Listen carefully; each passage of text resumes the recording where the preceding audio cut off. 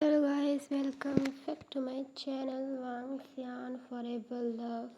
तो आज मैं आप लोगों के लिए मेरी स्टोरी का नेक्स्ट चैप्टर लेकर आई हूँ। ये चैप्टर बहुत इमोशनल और इंटरेस्टिंग होने वाला है, तो मैं उम्मीद करूँगी आपको पसंद आए और आप इंजॉय करें। और आपको पसंद आया तो कमेंट ज़रूर से कर देना।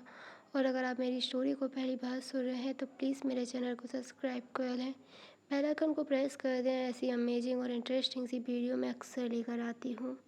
तो अब हम अपनी स्टोरी की तरफ चलते हैं। जैसा कि हमने प्रीवियस वीडियो में देखा था, विंग जो हीलिंग माउंटेन के ऊपर खड़ा हुआ था वो बहुत गुस्से में लग रहा था। गुस्से की वजह से उसके आसपास चारों तरफ ब्लैक कलर का स्मोक फैला हुआ था और अब उस स्मोक ने पूरे माउंटेन को कवर करना शुरू कर दिया था। चारों तरफ बस माउंटेन के ब्लैक कलर का स्मोक फैला हुआ था। आसमान जो रेड कलर में कन्वर्ट होने लगा था और विंग की आइज़ वो तो ऑलरेडी डार्क कलर की थी। विंग जो गुस्से में अपने ब्रदर की तरफ देखता है, उसका ब्रदर जिसके फेस पे एक स्माइल थी जैसे कि वो यही चाहता था। जियांग चैंग जो आगे बढ़कर आता है और बोलता है, विवुशियान, आज फिर तुम उसी तरीके से खड़े हो जिस दिन तुमने मेरी बहन को मारा था, और आज मैं तुम्हें मारूंगा, याद रखना इस बात को। विंग जो गुस्से में बोलता है, जियांग चैंग, मैंने सीजे को नहीं मारा और ये बात मैं तुम्हें हमेशा से बता रहा हूँ, लेकिन तुम्हें समझ नहीं आता। जब तक तुमने मुझे मारने की कोशिश की थी मैं तुम्हारी गलतियों को माफ़ करते आया हूँ, लेकिन आज तुमने वांग जी को मारने की कोशिश करके बहुत गलत किया है और इसकी सज़ा तुम्हें ज़रूर मिलेगी। ये कहकर विंग जो अपनी बांसुरी पे एक अजीब सी धुन प्ले करने लगता है, और जैसे ही जियांग चैंग के सैनिक उस धुन को सुनते हैं तो वो पागल होने लगे थे और वो ज़मीन पे गिरने लगते हैं। धीरे धीरे जियांग चैंग के सारे जो सैनिक थे वो ब्लैक कलर का स्मोक बन के गायब हो जाते हैं और वो माउंटेन के इधर उधर फैलने लगते हैं। विंग जो बहुत गुस्से में लग रहा था, उसे देखकर ऐसा लगता था जैसे आज वो पूरी दुनिया को तबाह करके मानेगा। तभी विंग जो एक ऐसा वार करता है जिसकी वजह से जियांग चैंग की पूरी सेना तबाह हो चुकी थी। सारे लोग मर चुके थे। चारों तरफ बस लाशें ही लाशें और ब्लड ही ब्लड फैला हुआ था। एक ऐसा मंजर था वहाँ पर अगर कोई देखता तो उसकी रूह तक कांप उठती। वांग जी जो विंग को रोकने के लिए आगे बढ़ने ही वाला था, तभी सी चैन जो वांग जी का हाथ पकड़ लेते हैं और बोलते हैं, वांग जी, अभी भी शियान बहुत गुस्से में है, वो ये नहीं देखेगा उसके सामने कौन है, प्लीज़ अभी तुम मत जाओ वहाँ। तभी जियांग चैंग जो विंग की तरफ बढ़ते हुए बोलता है, विवुशियान, तुम इन निर्दोष सिपाहियों को मारकर अपनी पावर्स को दिखा रहे हो, ये हमारी लड़ाई है तो हमें लड़ना चाहिए। तभी विंग जो जियांग चैंग पे एक वार करता है और जियांग चैंग जो दूर जाके गिरता है। विंग जो उसकी तरफ बढ़ते हुए बोलता है, जियांग चैंग, इतनी सालों तक मैंने तुम्हारी हर गलती को माफ़ करता रहा ये सोचकर कि तुम छोटे हो, पर तुम्हें ये समझ नहीं आता। मैंने यही सोचा कि ये दुश्मनी हमारे बीच है तो हमारे तक रहे, लेकिन आज तुमने मेरे परिवार पे वार करने की कोशिश की, वांग जी को मारने की कोशिश की, आज मैं तुम्हें माफ़ नहीं करूँगा। तभी जियांग चैंग जो उठता है और बोलता है, माफ़ी किसी को चाहिए भी नहीं विभूषियान, आज तो तुम्हें मौत मिलेगी। ये कहकर जियांग चैंग जो अपनी तलवार को अपने हाथ में लेता है, वो बार जो विंग की बजाय वांग जी की तरफ करने वाला था, और विंग जो एकदम से शॉक रह गया था, उसे कुछ समझ नहीं आया वो क्या करे।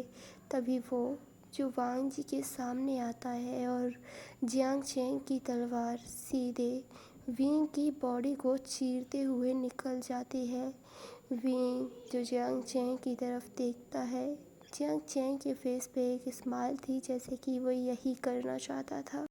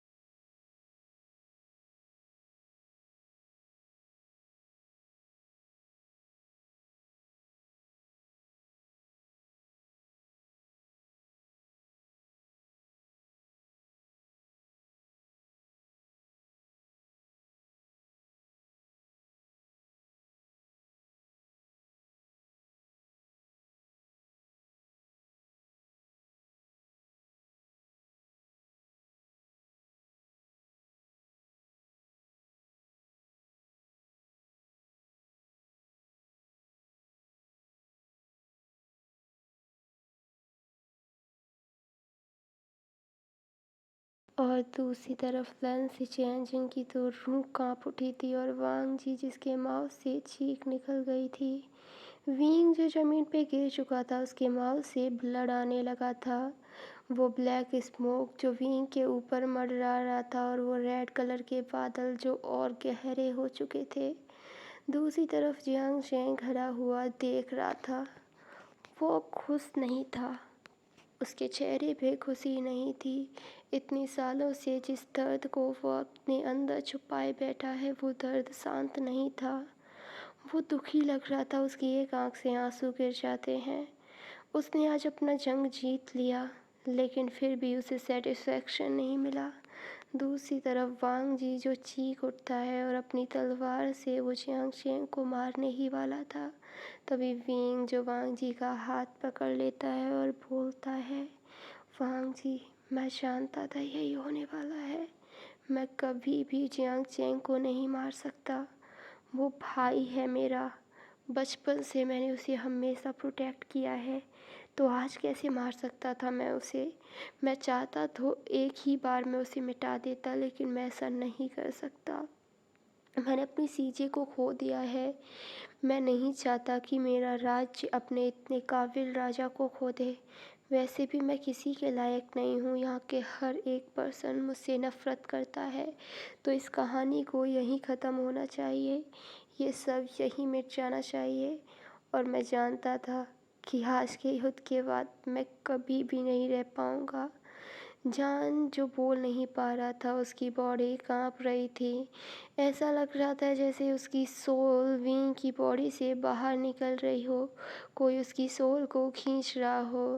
तभी जान जो वांग जी का हाथ पकड़ते हुए बोलता है, वांग जी मैं तुम्हें एक बात बताऊं, मैं तुम्हारा विंग नहीं हूँ। मेरा नाम जान है। मैं इस दुनिया से भी बिलोंग नहीं करता। तुम्हें पता है, तुम मेरे हस्बैंड की तरह दिखते हो, मेरे ईवो की तरह। मैंने सोचा था कि मैं मिटा दूंगा जान को पूरी तरीके से। मैं तुम्हारे साथ एक नई लाइफ शुरू करूंगा, पर शायद को गॉड को ये मंजूर नहीं है। मुझे जाना होगा, ये सारी चीज़ें यही ख़त्म करनी होगी। पर मैं एक बात कहूँ, विंग तुमसे बहुत प्यार करता है। भले ही वो तुमसे ये नहीं कह पाया, लेकिन इतने टाइम में जितनी भी मेरे अंदर उसकी मेमोरीज़ थी, उसकी यादें थीं, मैं उस चीज़ से गारंटी से कह सकता हूँ विंग तुमसे बहुत प्यार करता था, बहुत ज़्यादा। विंग वांग जी जो शौक था, उसकी आंखों से बस आंसू गिरे जा रहे थे और दूसरी तरफ उसे विंग की बातें समझ नहीं आ रही। और अब विंग जो ज़ोर ज़ोर से सांसें लेने लगता है और एकदम से वो ज़मीन पे बस ऐसे ही गिर जाता है। और वांग जी जिसकी आंखों से आंसू जो बहने लगे थे, वो विंग की बॉडी को हिला रहा था और बार बार बोल रहा था, प्लीज़ विंग उठ जाओ, मैं तुम्हारे बिना नहीं रह सकता। इतने टाइम बाद मेरी लाइफ में खुशियाँ आई हैं, मैं तुम्हें नहीं खो सकता, प्लीज़ होश में आ जाओ। लन सिचैन जो अपने भाई को पीछे खड़े हुए देख रहे थे, लन को रैन, जिन्हें अब जाकर रियलाइज़ हो रहा था कि वो दोनों एक दूसरे से कितना प्यार करते हैं। लन चिंगे अर्जुन जिन्हें तो कुछ समझ नहीं आ रहा था अपने बेटे को इस तरह देख के। दूसरी तरफ वांग जी जो बस पागलों की तरह रोए जा रहा था। उसके रोने की आवाज़ से मानो बादल फट रहे थे, जो चारों तरफ ब्लैक कलर का स्मोक फैला हुआ था। धीरे धीरे वो बीइंग की बॉडी के अंदर समाने लगता है और बीइंग की बॉडी जो उस ब्लैक स्मोक में एकदम से गायब हो जाती है। और वो ब्लैक स्मोक जो पूरी तरीके से वहाँ से हट चुका था, जो रेड कलर के बादल चारों तरफ फैले हुए थे, वो भी हट गए थे और चारों तरफ इस तरीके से शांति फैल गई थी जैसे कभी विंग यहाँ बिलोंग करता ही नहीं था। वांग जी जो अब रोना बंद हो चुका था, उसके माउथ से कुछ नहीं निकल रहा था। वो बस एक स्टैचू की तरह बैठा हुआ था, उसे कुछ समझ नहीं आ रहा था। दूसरी तरफ जियांग चैंग जो बस ये सारी चीज़ें देख रहा था, उसकी आंखों से आंसू आ रहे थे। उसे तसल्ली नहीं थी, उसे ऐसा लग रहा था जैसे उसने पता नहीं क्या कर दिया हो। उसके अंदर एक बहुत बड़ा तूफान चल रहा था। उसने अपनी सीजे के कातिल को मार दिया है, लेकिन उसे फिर भी खुशी नहीं हो रही है। जियांग चेंग जो वहाँ से चला जाता है, वो सब कुछ बस ऐसा ही छोड़ के चला जाता है। उसके अंदर उठने वाले सवाल और उस बेचैनी को वो ख़त्म नहीं कर पा रहा था। दूसरी तरफ लन से चैन जो अपने भाई के पास आते हैं और वांग जी को संभालने की कोशिश करते हैं। वांग जी जो अपने भाई को टाइटली हग कर लेता है और बहुत बुरी तरीके से रोने लगता है। विंग जो वहाँ से गायब हो चुका था, लेकिन वांग जी जिसकी सांसें विंग के साथ ही रुक चुकी थीं, वांग जी जो बस रोए जा रहा था। ऐसा लग रहा था जैसे उसकी लाइफ में कुछ बचा ही ना हो। एकदम से वांग जी जिसे इतना ज़्यादा दर्द पेन बर्दाश्त नहीं होता और वो इतने सारे एक साथ इमोशंस की वजह से अनकॉन्शियस हो जाता है। लन से चैन जिसे कुछ समझ नहीं आ रहा था, अपने भाई को इस तरह देख भी नहीं पा रहे थे। वो विंग को वांग जी को अपने लैब में कैरी करते हैं और पैलेस की तरफ लेके जाते हैं। वहाँ पे खड़ा हुआ हर मेंबर अपने होने वाले एम्परर को इतनी बुरी कंडीशन में देख रहा था। चारों तरफ बस लोग बरीली देख रहे थे। दूसरी तरफ वांग जी को उसके रूम में ले जाके लिटाया जाता है। लैन हीलर आके उसे चेक करता है और बताता है कि वो शायद एकदम से इतने सारे इमोशंस को हैंडल नहीं कर पाया और इसलिए अनकॉन्शियस हो गया। वहाँ पे खड़ा हुआ हर पर्सन खुश था कि विभूषियान मर चुका है। लेनिंग जिनके फेस पे कोई तकलीफ नहीं दिख रही थी, ऐसा लगता था जैसे वो बहुत खुश हैं। खुश क्यों नहीं होंगी, उनका प्लान सक्सेस हो चुका था। म्यां म्यां जो वांग जी के सरहाने बैठी हुई थी और वो वांग जी की केयर कर रही थी। टाइम जो ऐसे ही बीतने लगता है और लोग जो अपने अपने चीज़ों में लग चुके थे। अब हम 2 दिन बाद का सीन देखते हैं। एक पर्सन जो बेड पे लेटा हुआ है, वो बस उठने की कोशिश कर रहा है। उसे ऐसा लगता है जैसे वो कुछ किसी को देख रहा हो। तभी वो पर्सन जो एकदम से चीख के उठता है, विंग। और वो चारों तरफ देखता है तो बस सन्नाटा फैला हुआ था, कोई नहीं था और उसकी आंखों से फिर से आंसू आने लगते हैं। वांग जी जो उठकर बाहर जाता है तो देखता है सब चीज़ शांत हो चुकी है। लोग जो अपने फिर से कामों में मदहोश हो चुके हैं, लेकिन वांग जी जो वो तो अपना सब कुछ खो चुका है। उसके फेस पे कोई इमोशंस नहीं थे। लन सिचेन जो अपने भाई को होश में देखते हैं तो वो बहुत खुश हो गए थे। उसके पास आते हैं, उसे हग करते हैं, उसे चेक करते हैं, लेकिन उसके फेस पे कोई एक्सप्रेशन नहीं था। उसे देख के ऐसा लगता था जैसे कोई स्टैचू है जो बस चलने लगा है। वो बस शांत था, उसके कोई एक्सप्रेशन नहीं, कोई फीलिंग्स नहीं, कोई किसी तरीके का रिएक्शन नहीं। लैन सिचैन जो वांग जी को संभालने की कोशिश कर रहे थे, लेकिन वांग जी जो अंदर रूम में जाके खुद को कवर कर लेता है और बस बेड पे गिर जाता है और वो विंग के क्लोथ को टाइटली हग करके बस रोने लगता है। वो बस बार बार कह रहा था, विंग तुमने ऐसा क्यों किया, तुम मुझे अकेला छोड़ के कैसे चले गए, तुमने प्रॉमिस किया था कि हम हमेशा साथ रहेंगे, लेकिन तुमने ऐसा कुछ नहीं किया। एक और दिन ऐसे ही बीत चुका था। वांग जी ने खुद को रूम से बाहर नहीं निकाला था। अब हम नेक्स्ट मॉर्निंग का सीन देखते हैं। वांग जी जो बेड से उठता है, बाथरूम के अंदर जाता है और रेडी होकर बाहर आता है। उसने अपने फोरहेड रिबन को खोला और अपने हाथ पे बांध लिया। जैसे कि गूसू के लोगों की परंपरा है, जब उनके लाइफ पार्टनर की डेथ हो जाती है और वो उसकी याद में सिर्फ उसके लिए जीना चाहते हैं, तो वो अपने फोरहेड रिबन को निकाल के अपने हैंड पे बांध लेते हैं, ताकि वो लोगों को दिखा सके कि वो अपने लवर से कितना प्यार करते हैं और उनके प्यार के अलावा उनकी ज़िंदगी में किसी और के लिए कोई जगह नहीं है। उसके बाद वांग जी जो क्लोथ वियर अप करता है और वो हेयर टाई करने ही वाला था, तभी उसकी नज़र विभूषियान के एक हेयर बैंड पे पड़ती है। वांग जी जब उसे देखता है तो उसकी आंख से आंसू आ जाते हैं। वो उसे उठाकर याद करता है कि किस तरह विभूषियान इस हेयर बैंड को कभी नहीं छूने देता था। कहता था कि ये मेरी सीजे की मेरे पास आखिरी निशानी है, मैं इसे अपनी लाइफ के आखिरी टाइम तक खुद के पास रखूँगा। वांग जी उसे उठाता है और किस करके अपने हेयर में टाई कर लेता है। उसने बिल्कुल उसी तरीके से बाल बांधे थे जैसे विभूषियान बांधा करता था। वांग जी खुद को शीशे में देख रहा था। वो इस युद्ध को जीत चुका है। उन्होंने जियांग राज्य को हरा दिया, लेकिन अपना सब कुछ खोकर। वांग जी जो खुद को मिरर में देखते हुए टच करता है और बोलता है, विंग, हमने प्रॉमिस किया था कि हम हमेशा साथ रहेंगे, पर तुम हमेशा खुद के वादे तोड़ देते हो और इस बार भी तुमने तोड़ दिया। वांग जी जो खुद को संभालता है और बाहर आता है। वो फिर से अपने दिनचर्या में वापस लौट आया था। वो अपना काम करता था, लोगों से बिल्कुल बात नहीं करना। वो वैसा बिहेव करता था जैसा विंग के उसकी लाइफ में आने से पहले करता था। वो सारे रूल्स को फॉलो करता था। लोग उसे बहुत सी बातें सुनाया करते थे कि वो एक मॉन्स्टर के लिए अपनी लाइफ बर्बाद कर रहा है। वो बहुत यंग है, वो म्याम्या से शादी कर ले। म्याम्या जो बहुत सुंदर राजकुमारी है, एक काबिल भी है, लेकिन वांग जी ने कभी भी लोगों की बातों पर ध्यान नहीं दिया। वो अपने प्यार के लिए जीता रहा। टाइम जो ऐसे ही बीतने लगा था। वांग जी जो विंग की यादों के सहारे बस अपनी लाइफ काट रहा था। अब हम 2 हफ्ते बाद का सीन देखते हैं। पूरी फैमिली बैठ के डिनर कर रही थी। वांग जी की पसंद का खाना बना हुआ था, लेकिन बिल्कुल भी उसकी इच्छा नहीं हो रही थी। तभी लैन सिचेन जो वांग जी का फेवरेट फूड उसकी तरफ बढ़ाते हैं, और वांग जी जैसे ही उसे देखता है उसे एकदम वॉमिटिंग जैसा फील होता है और वो वहाँ से उठते हुए भागता है और वो साइड में जाके वॉमिटिंग करने लगता है।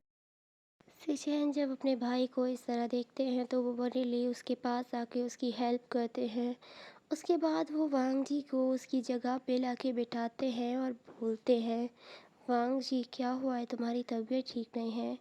पता नहीं गगा, कुछ दिनों से बहुत अजीब सा लग रहा है। अचानक से चक्कर आने लगते हैं, कुछ भी खाने का मन नहीं होता है और हर वक्त गुस्सा और चिड़चिड़ापन सा होता है। मैं किसी दिन लैन हीलर के पास जाके खुद को चेक करा लूँगा, आप चिंता मत कीजिए। आप लोग डिनर एंजॉय करें। तभी से चैन जो बोलते हैं, वांग जी तुम्हारी तबीयत ख़राब है, हम कैसे एंजॉय कर सकते हैं? चलो अभी हम लैन हीलर के पास चल रहे हैं। उसके बाद से चैन जो वांग जी को उसके रूम में लाके बिठाते हैं और एक गार्ड को बोलते हैं कि वो लैन हीलर को बुला के लेके आएँ। वांग जी जो बार बार बोल रहा था कि उसकी तबीयत ठीक है, वो बाद में चेक करा लेगा। लैन हीलर जो वांग जी को आके चेक करता है तो उस बेचारे के तो पसीने छूट चुके थे, उसकी तो हवाइयाँ उड़ चुकी थी। उसके फैशन एक्सप्रेशन जो कुछ भी नहीं बता रहे थे। वांग जी जो शॉकिंगली लैन हीलर की तरफ देख रहा था। लैन सिचैन जो बोलते हैं, क्या हुआ है, कोई सीरियस मैटर है? मास्टर, मुझे कुछ समझ नहीं आ रहा है। मेरे 30 साल के करियर में ऐसा केस पहली बार मैंने देखा है। मैं क्या जवाब दूँ? वांग जी जो बोलता है, आप जो भी है उसे बता दें। तभी लैन हीलर जो बोलता है, आप प्रेग्नेंट हैं सेकंड प्रिंस। वांग जी जो शॉक रह गया था और लैन सिचैन उनका तो मुंह खुला रह गया था। और पीछे खड़े हुए कुछ लोग बेचारे, उनके हाथ में तो वांग जी के लिए एक सूप लेकर आए थे, वो छूट के ज़मीन पे गिर गया था। और उस आवाज़ से दोनों ब्रदर जब पीछे मुड़ के देखते हैं तो वहाँ पर वांग जी के अंकल, फादर, मदर और म्याम्या खड़े हुए थे। म्याम्या के तो पैरों तले ज़मीन खिसक चुकी थी। जिस इंसान के साथ उसने ना जाने कितने सपने देखे थे, आज वो प्रेग्नेंट है। उसके सारे सपने चूरम चूर हो चुके थे। उसे कुछ समझ नहीं आ रहा था वो क्या करे। तभी लन कुरैन जो गुस्से में बोलते हैं, ये क्या मजाक है? यहाँ मेरे नेफ्यू की तबीयत ख़राब है और तुम्हें मजाक सूझ रहा है? नहीं सेकंड मास्टर, मैं मजाक नहीं कर रहा हूँ। मुझे भी कुछ समझ नहीं आ रहा ये कैसे हुआ है। आप चेक कर सकते हैं। हाँ, मुझे चेक करना ही होगा, और अगर ऐसा नहीं हुआ ना तो तुम याद रखना, मैं तुम्हें कारागार में डलवा दूँगा। उसके बाद लिन कुरैन जो आगे आके चेक करते हैं, उन बेचारे के फेस के भी हवाइयाँ उड़ चुके थे और वो बेचारे बस लैन हीलर की बगल में जाके खड़े हो जाते हैं। लैन शेंगे अर्जुन वो भी आगे बढ़ के चेक करते हैं और उन बेचारे के भी शौक के मारे होश उड़ चुके थे, उन्हें कुछ समझ नहीं आता और वो भी लैन कुरैन की बगल में जाके खड़े हो जाते हैं। लैन सिचैन जो बोलते हैं, आप लोग इस तरह एक्ट कर रहे हैं जैसे वांग जी सच में प्रेग्नेंट हो, मुझे चेक करने दो। जैसे ही लैन सिचैन चेक करते हैं, वो बेचारे भी शॉक में चले गए थे। वो तो अलग ही दुनिया में चले गए थे। उनके फेस पे मिक्स एक्सप्रेशन थे। वो खुश थे अपने ब्रदर के लिए कि उनकी लाइफ में एक ऐसा पर्सन आ रहा है जिसके साथ वो जी सकते हैं, लेकिन वो सरप्राइज़ भी थे कि ये कैसे हो गया। वो भी अपने अंकल ब्रदर लैंड हीलर के पास जाके खड़े हो जाते हैं। वांग जी की मदर जिन्हें तो कुछ समझ नहीं आ रहा था। दूसरी तरफ वांग जी जिसके चीख जो रेड पड़ चुके थे, वो समझ गया था कि ये सब सारी चीज़ें उस नाइट की वजह से हुई हैं। वांग जी जो खुद से बुदबुदाते हुए बोलता है, मुझे यकीन नहीं होता विंग, तुम इतने स्ट्रांग हो कि फर्स्ट बार में ही मुझे प्रेग्नेंट कर दिया।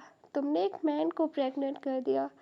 काश तुम मेरे पास होते। जैसे ही ये थॉट वांग जी के मन में आता है, उसके फेस पे जो खुशी थी वो गायब हो चुकी थी। वहाँ पे खड़ा हुआ हर पर्सन इस चीज़ को नोटिस करता है। लैन सेचैन जो अपने भाई के पास जाके उसे हक करते हैं और बोलते हैं, वांग जी मैं बहुत खुश हूँ तुम्हारे लिए। हालांकि ये शॉकिंग है, मुझे समझ नहीं आ रहा तुम ये सारी चीज़ें कैसे मैनेज करोगे, पर मैं जानता हूँ मेरे भाई तुम कर सकते हो और विभूषान की इस चीज़ को तुम सलामत रखोगे। लैन सेचैन जो वांग जी को चिढ़ाते हुए उसकी टमी की तरफ इशारा कर रहे थे और वांग जी जिसका मूड फिर से अच्छा हो चुका था। लेकिन वांग जी जो विंग की पेंटिंग की तरफ देख रहा था, उस पेंटिंग को वांग जी ने खुद बनाया था अपने हाथों से। वो बार बार बस उसे देख रहा था। तभी लैन शिंगे और जुन जो बोलते हैं, बस बस बहुत हो गया, मेरे बेटे को परेशान करना बंद करो और उसे अब रेस्ट करने दो। तुम सब चलो बाहर यहाँ से। सिचैन तुम भी चलो। उसके बाद वो सारे लोग जो रूम से बाहर चले जाते हैं। वांग जी जो विंग की उस पेंटिंग को उठाता है और सीने से लगाकर रोने लगता है। वो रोते हुए बोलता है, वांग विंग आज मेरी ज़िंदगी की सबसे खुशी का मोमेंट है। काश तुम मेरे पास होते। हमारे प्यार की निशानी मेरे पास है। मैं तुमसे वादा करता हूँ मैं इसे हमेशा प्रोटेक्ट करूँगा। दुनिया की कोई भी पावर इसे हार्म नहीं कर सकती। मैं इसे तुम्हारे जैसा बनाऊँगा, पर मैं तुम्हारी तरह लोगों को माफ़ करना नहीं सिखाऊंगा इसे। जो इसके साथ गलत करेगा उसे उसकी ज़िंदगी से हाथ धोना होगा।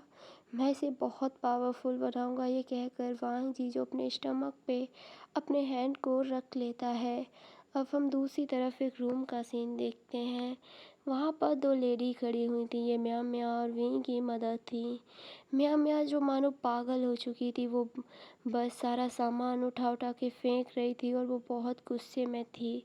तभी वो वांग जी की मदर की नेक को पकड़ लेती है और उसे दबाते हुए बोलती है, याद रखना मैं भले ही तुमसे ज़्यादा पावरफुल ना हूँ, लेकिन तुम्हारे सारे राज जानते मैं सबको बता दूंगी कि तुमने जियांग यानली को मारा है। तुम काला जादू करती हो। ये कहकर म्या म्या जो वांग जी की मदर को दूर पुश कर देती है। वांग जी की मदर जो डर चुकी थी, उन्हें समझ नहीं आ रहा था वो क्या करें।